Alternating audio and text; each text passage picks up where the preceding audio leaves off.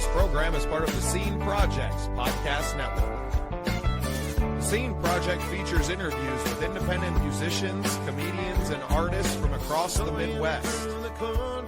Become part of our community and support local art wherever you are.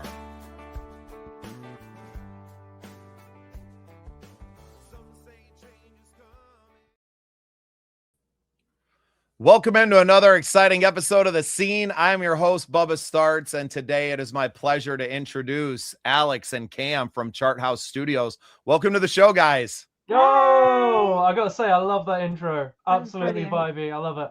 Thank you. Thank you. That's actually one of my songs. That's how I sneak my music in to the public diaspora, right? Yeah. You don't. Well, and that's my passion for independent artists and studios and just everything around independent musicians, because I am one. And I feel like that is definitely what's setting our brand apart in the wider world, because it makes for interesting conversations. I don't need to ask a lot of the kind of top level what's it like to tour? I know touring's not fun for the most part. Yes, it's nice when you're on stage, but all the rest of it, 8 people crammed in a smelly van, not great, right? So it makes for interesting conversations like the one we're going to have today. Before we get into everything with the studio and all the education and just what you're doing for independent musicians out there in the UK, I really wanted to start with you, Alix, get a little bit of your backstory, and then we'll shift over to Cam, and then we'll kind of talk about the story of the studio. Is that okay? Yeah, sounds good. Yeah. Awesome. Go ahead, Alix. The floor is yours. So I'm Alix Robson. I am the original CEO of ChartHouse Studios, and an artist and songwriter myself as well. My own artist project is in the dance industry, and actually we collaborate on most of that stuff as well. But that kind of really sparked a thing when I was probably about 16 years old, when I was trying to be a singer-songwriter myself. And it was just difficult. It was definitely probably easier back then than it is now, maybe. I don't know, we can talk about that. But yeah, I kind of pushed myself to try and be a signed artist for a long time, and kind of got picked up, then dropped, picked up, then dropped. But in the meantime, I kind of made my own contacts. Ended up, when I was around about 18, working for another studio as a vocal producer and singer-songwriter, vocal coach. And from there, kind of got a couple of little hits over in China that gave us a bit of funding to be able to start up an artist development program or company. Clarify who us is? Oh yeah, us is actually my partner, Chris Weston. We started this whole development program idea quite a while ago, mainly because the whole artist or unsigned artist scene was so difficult, but we'd made so many contacts and friends along the way that we were like, right, you know what, let's speak to everyone and see if we can make it a bit of an easy and bridge that gap to like a music success kind of thing, and put it a bit more on people's doorsteps. And that's kind of what we did. And in the meantime, we learned how to do everything you'd need to do in the music industry, like the recording, songwriting, mixing, mastering, filming, photography, blah blah blah, all the rest of it. And from there, we just kind of tried to push ourselves into a place where we could really launch artists and give people a creative, safe hub to come and work in. And yeah, and then alongside that, I ended up going into the dance industry myself as well, actually mainly through lockdown, where we started collaborating on some original songs and got some numbers in the charts, didn't we, which is good. And that launched another career that I could bring into here for other artists. So yeah, that's kind of a little bit about me. Yeah, how incredible that I don't know if it's better or worse right now, or easier or harder, but it's definitely different, right? I graduated high school in 2004, and at that time, kind of hitting the road, I went out and just started playing my guitar on the street corners, and I've floated through Los Angeles and things, and it was about, oh, well, you're going to get discovered. You got to be in one of these cities to get discovered. And now with the internet, you don't need that at all, right? Exactly. So I think the avenues of getting there, but there's also there's so many more artists because the barrier to entry is so much lower. So there's more noise, and separating yourself from that noise is maybe harder, but it's never been easier to create art and to get your songs on a tape, because I was paying for studios that I couldn't afford back then, right? I think it was like $250 an hour or something that I was paying in the, you know, late aughts. And there was just like always this massive barrier for an independent artist that wasn't making any money with their music to even just get a demo recorded. And now we could record demos at home, or people can record demos with AI. You don't even have to play an instrument. You need a phone. You need a phone, and you're good to go pretty much. So yeah, it's crazy. It's so wild. I don't know whether it's actually easier or harder. Yeah, well, we're gonna come back to that too, because now I want to get a little bit of Cam's backstory, and then we're gonna bring it all together with, you know, what you're doing now in the studio too. So okay, Cam, go ahead. So I hate talking about myself. So my name's Cameron, you know that. I've been a producer here at ChartHouse for a little over 8.5 years now, actually, which is crazy. It feels longer. It feels longer and shorter at the same time. Yeah, it's crazy. Yeah. So you know, I mean, I've lived less life than you guys. I'm a little bit fresher to the industry. Don't take it that way. So you know, did he just call us old, Alix? Yeah, he did. Yeah, really sneakily. How dare you? I didn't call you old. I called myself young. Thank you very much. You know, when I was in school, I was like every other kid with long hair who played guitar. I wanted to be a rock star, and I wanted to be, you know, I wanted to be Dave Grohl. I'm not going to sugarcoat it. I wanted to be Dave Grohl until recently, I suppose. But I really, like, when you're in school, or when I was in school, I don't know about you guys. Didn't have school back then. Yeah, back in the day when you rode the horse. Yeah, no, the shots just keep coming from this guy, huh? That's why I normally do all the talking. It's British dry humor. I do apologize. You know, everyone was like, make a backup plan. You got to do, you know, other stuff, yada yada yada. But I knew when I was 13 or 12 that I wanted to be in the music industry. I didn't care what I was doing in the music industry. And at that point, it was, you know, I had a great teacher actually in secondary school who said, which I guess is, what's secondary school in America? It's not high school, is it? Is it? I don't know. I think so, yeah. Yeah, maybe, yeah, I don't know. But she was like, well, if you want to be in the music industry, as long as you're realistic and you're, you know, I think it's great to pursue that. And there's so many things you can do in the music industry now. It's not just playing guitar, which was at the time all I did, but wasn't all I wanted to do. You know, you can be a producer, you can work at music venues, you can be management, you could be marketer. You know, there's so many different things. It's I mean, it's always been an industry, but it's now an industry more than ever. So it was really for me a case of like, you know, not if, but what, you know, what I'd be doing. And I when I came out of college, I did a traineeship here for 6 months. And then that turned into a job because Alix decided she liked me. I guess I made less old jokes at the time. Maybe, I don't know. You also had an afro, and that really sold No, I didn't have an afro. I was growing my hair out, and it was anyway. I'm not going to bring that up because you'll ask to see a picture, and I don't want to. No one should be exposed to that. But yeah, and then I've just been developing my skills, and you know, I guess the direction I decided to go in was production, which is what I do now here. And you know, I still play guitar a lot, but that is kind of up to date. Yeah, so you've really grown up in the studio. Yeah, pretty much. Yeah. Well, I'll tell you what she saw. It was the passion. It was the passion for what you were doing, and that's obviously what Alix and what was your partner's name that you started the studio with? Chris. And obviously that's why you started it, being passionate individuals yourself. When you had the wherewithal to do it, you had already known from being in the industry what was needed to actually like build, you know, here we call it a scene. Obviously that's why we ended up with the scene projects, is you have to have a community of artists to really make something work. None of this is done in a vacuum. It's very hard for one single artist to just stay in their room by themselves and to create something that, you know, not only breaks through the noise, but they can then stand the test of time. You need a team.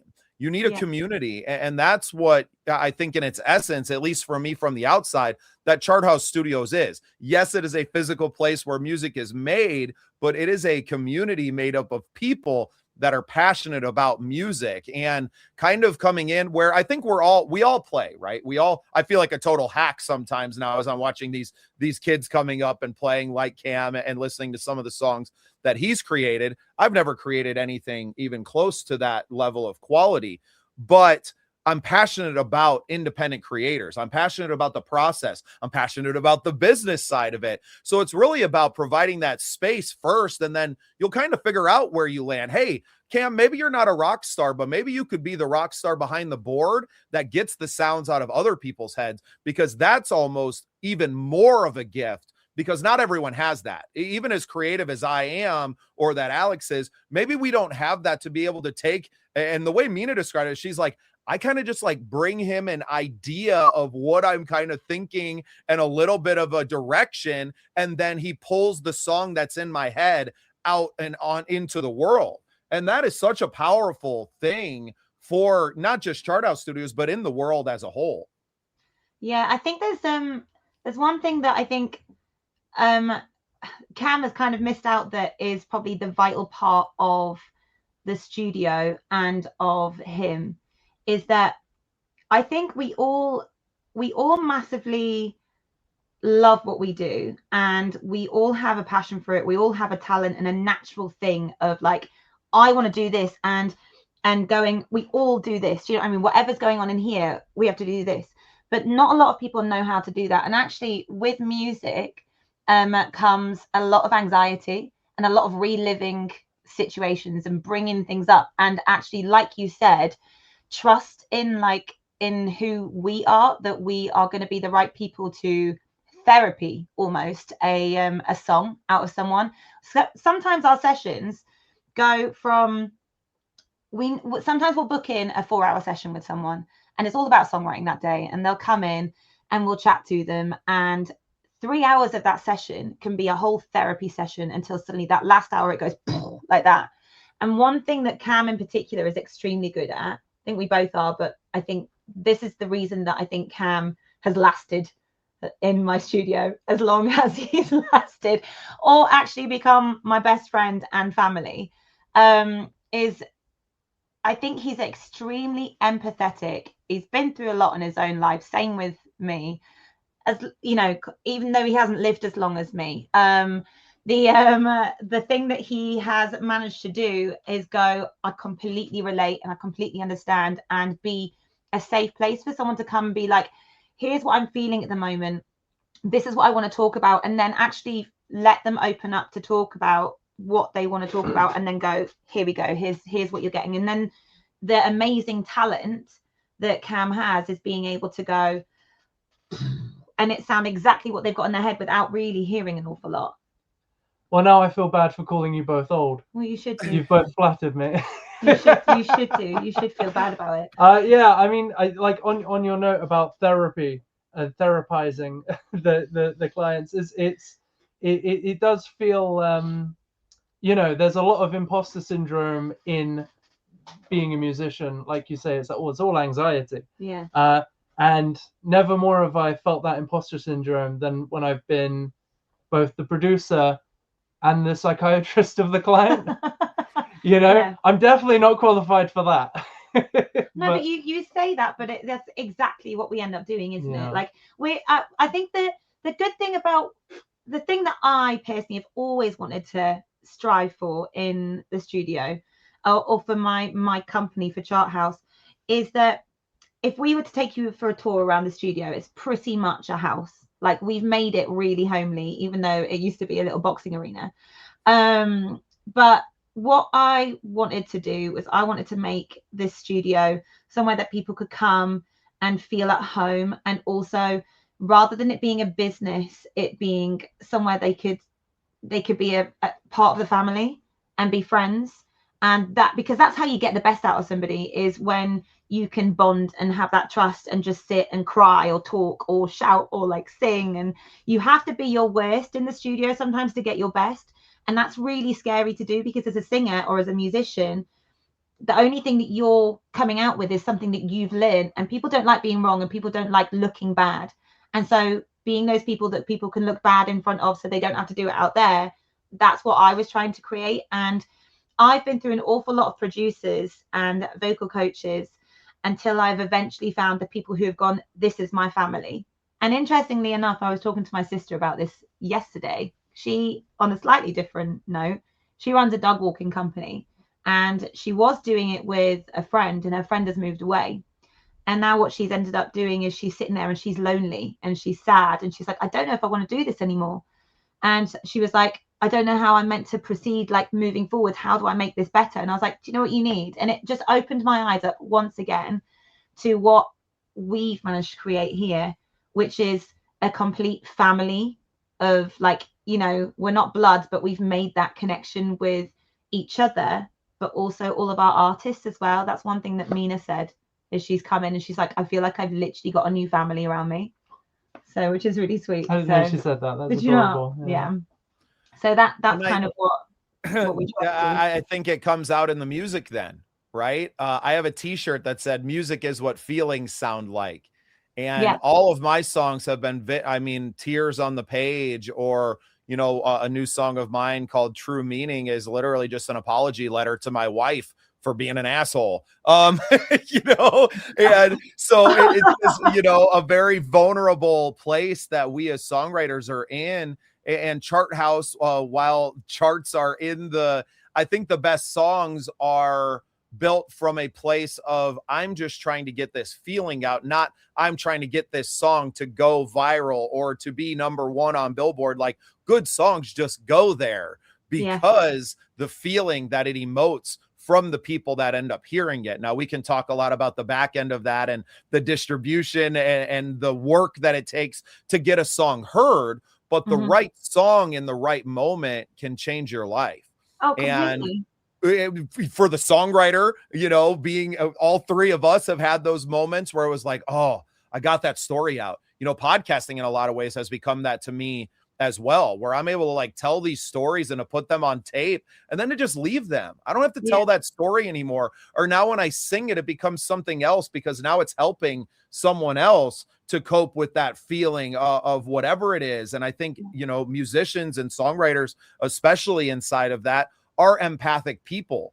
And it's a beautiful thing that you've built, because I think that gets heavily overlooked by most people that want to start a studio. If you're starting a studio, and I don't like recording in places that feel very sterile, right? Like if I walk in and it smells like a hospital and it's fluorescent lighting and it's just like all the things that makes me tense. I don't like you that. Describe my bedroom. That doesn't surprise me, Cam. I just walk in like American Psycho, wash my hands, do my facial skincare routine. But that's also what makes you a clinician and bringing out these songs with people. You obviously have a very analytical mind. I think most producers do that are able to create on this massive level that you are, and the layers of music that you're putting together. So it's awesome that you also have the emotional intelligence to be able to bring that to the setting of the songwriting, right? The recording process, the making of the music can actually be very easy once you know what story you're trying to tell.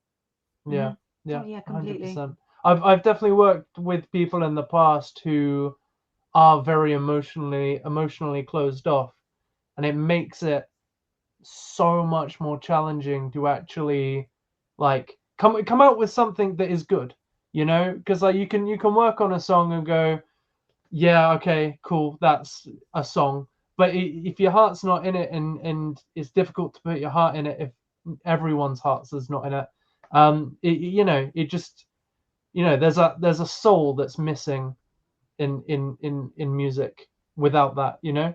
Yeah, but I think one of the best things is that we sometimes it's really difficult to communicate. People these days in particular find it so much easier to type or hide behind a screen and communicate that way. And say nasty things to each other. Oh, so much easier, isn't it? So much easier Yeah. to hide behind a screen and seem like you've got confidence to say what you want to say, or worse, or whatever. But I think one thing that music does, or what songwriting does, is it gives people a different opportunity to explain how they feel without going too deep or making it seem like it. They can pretend still, but actually eventually they kind of go, actually, I kind of relate to that. I kind of wrote that about this and this and this. I know I do that a lot, but I think one thing that I get a lot of comments from our artists is about Cam, is that they don't have to say an awful lot about what they need musically, because where he's listened, he instantly gets a feeling. And Cam is very much one of these people who he'll listen to one thing and he'll be able to just kind of do it. It just is. That's one of the main reasons that I ended up keeping you here when you had your afro. Yeah. Despite the afro, you mean? Despite the afro. Is that I put something on, I was like, can you play this? And he just went, yeah, there you go. And it takes some seconds. And then to be able to do that from listening to something, but then listening to just someone go, so today I had a really bad day and I really feel like I need to tell someone about it. And then he goes, okay, well, talk to me about it. And then they go, blah, blah, blah, blah. And he was like, it kind of feels like this. And then does it. Literally this morning I had a session where I was working with a client, and they were saying, like, you know, it's a country artist, and they were saying about like the kind of song that they wanted to write, because they feel like they've written a lot of like, well, okay, the last song we did was about like alcoholism essentially, and how it kind of starts and how it can kind of spin out of control. And so they kind of wanted to write a song, and they said the words "A Brand New Day" to me, and instantly I was kind of like, okay. And I got Are you working with Kellen James? No. He's like, not to my knowledge. Yeah. Just like, I only know like 7 people in the UK, and I could have swore that was one of his new tracks. So there you go. You'll be hearing another one out soon, then, I'm sure. Yeah, well, that's okay. Yeah, no, but it's like, you know, I just got an idea in my head, and you know, sometimes it's like, are we allowed to swear on this? Do you prefer not to? No, go ahead. Okay, so sometimes it's a bit of throw shit at the wall and see what sticks, but like sometimes, especially in those moments where you get an idea and it's like, hang on a sec, stop talking, let's start. I think we have it now. I think we have it. And then I start piecing together like a rough, scrappy idea, and then they're listening to it and they're like, that's exactly it. It's weird how that happens, but it literally does just happen like that sometimes. Yeah. Well, and what it is it's an energy. Everything is energy. And what I think is so cool about the studio and the space itself, the physical space, is that it's like a tuning fork, right? It's able to capture that, and everybody that steps in there is able to feel that vibration that it has. That's why probably a place like Abbey Road, obviously, had that power, right? There are these places on earth that have that power and that magnetism, and you know, it's magic. There's no other way to do it, but you can tune it, right? And especially a place that you said it was an old boxing arena. Think about the emotion that has been housed in here, all of the anger and pain that has been housed inside of that building as well. And it's also been a place where young men and women were able to turn that pain and anger into something physical, right? And then to walk away feeling better. So in some ways, the building was already doing this in a different way before it was a music studio. And I think that's extremely powerful as well. It is, and it's really interesting because I didn't actually know it was a boxing arena before it was a studio, and that explains why I want to punch everyone who walks through the door. it clicks now. I get it. It makes sense. Thank you, Bubba. You've solved my life. I appreciate that. I was paying a therapist £80 an hour for what? Come make some music, and your therapy might make a hit. Right? Yeah. A hit. Us Americans can be witty too, Cam. Yeah. Yeah, you same with us old people, you know. Oh, I hope that I get the chance to come across the pond and to work with you guys and to be in the studio and to so much of my life. You know, I spent 20 years kind of chasing a dream. I spent the last 5 years pretty much telling myself that it was over. I had resigned myself to like, okay, I'm going to work in this factory and that's just my life. And after 5 years of that, I was absolutely miserable. I was drinking more than I ever had. I was so sad and depressed and angry. And I realized that I'm not as old as Cam thinks I am. And that there's a lot of, well, the retirement age now in the United States continues to climb. And I realized that like in some ways I'm just beginning my career. So if I'm just starting and I have another 40 years of working ahead of me, I'm going to do something that I enjoy doing. Exactly. Right. Yeah. And what I've always enjoyed was music. And I thought I was quitting my job at the factory back in 2024 to be a rock star. I had a bunch of gigs booked. I had some tours and some 5-6 day runs and some big ones at a, you know, amphitheater, open it up for some national acts and, you know, in front of a few thousand people. And once I had done it, I was just kind of like, okay, that was fun, but it wasn't as big as I thought it was going to be. Now, maybe performing in front of 50,000 would be different, but there's a lot of work to go from like an opening act in your hometown for a few thousand to touring the country for 50, 60,000 people in an arena, right? Or in a football stadium. And I playing the bars and 6 nights a week. I don't drink. I didn't have it anymore. I was like, I don't want this. I don't want this as bad as I need to want it to make it work. Now, I still wanted to record my songs, and I've been very blessed to work with a studio. Shout out to Cottonwood Recording in Rapid City, South Dakota. My good buddy, Tom Freer, who I've known for decades now, and some really talented people that helped me get some of these songs out that I've only played live for decades. Right. They've only been able to hear in that. And now that they're out and on Spotify, but I'm not necessarily in it for my own songs. It's why at the same time, the podcast just kind of happened. I had done my, you know, tour as a new single was coming out. And in my friend's home studio, I'm looking around. I'm like, well, I have that microphone and I have that computer and I have that camera. And I was like, I have a podcast, don't I? He's like, you definitely do. And he gave me a little Zoom P4, which is a little digital recorder with 4 XLR plugs on the back of it. And I just started showing up at music festivals and anywhere where I knew musicians were going to be, award shows. And now that's grown to bringing cameras with us to these things. And we were at the Grand Ole Opry House working last November for the Josie Music Awards. We won the Content Creator of the Year Award from the Midwest Country Music Organization. We formed more communities and I've seen now what the award and the recognition has done for me. It's allowed me to have a really nice introduction. Hi, I'm Bubba Startz. I have an award-winning podcast, has a nice little ring to it that gets people to listen. Right. Yeah, it's no longer, I just have this something. So now we've developed with some friends of ours, the Midwest Talent Awards, which will be held in Detroit in March. And so many other things that have happened in between this that are starting to take shape of what the future of my life is going to look like. Right. Yeah. And studios like ChartHouse and others that we've been able to work in and work around are such a huge key to that. And not just the space in the studio that you have, but the community that you're building, the education that you're offering to these people, the therapy that they're getting a hell of a discount on, and everything else around it. Yeah. I mean, that's incredible. You've achieved so much and you've absolutely smashed it. So it's a privilege to talk to you, honestly. And you're only in your late 60s, man. It's great. Oh my God. Cam, I'm gonna punch you when I meet you in person. So in the studio, mate, it has that effect on people. I'll quite happily. It must be that face.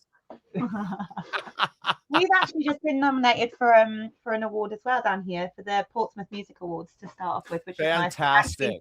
Yeah, although we didn't know that we were getting put in for it. All our artists nominated us, which was amazing. So we'll send you a link and you can chuck it out to everyone to get. Yeah, we definitely will. We'll put it in the show notes for this one for sure. And it may not mean, I mean, it sits on my wall. And for me, it was voted on by the members of our organization. So that means even more, because I had set out to serve them. The award wasn't even a thing. The first year that I brought my microphones to the award show and I sat down at Jam Night and interviewed 25 members and did all the editing and put it out there, this award wasn't even on the table. I was just doing what I felt called to do.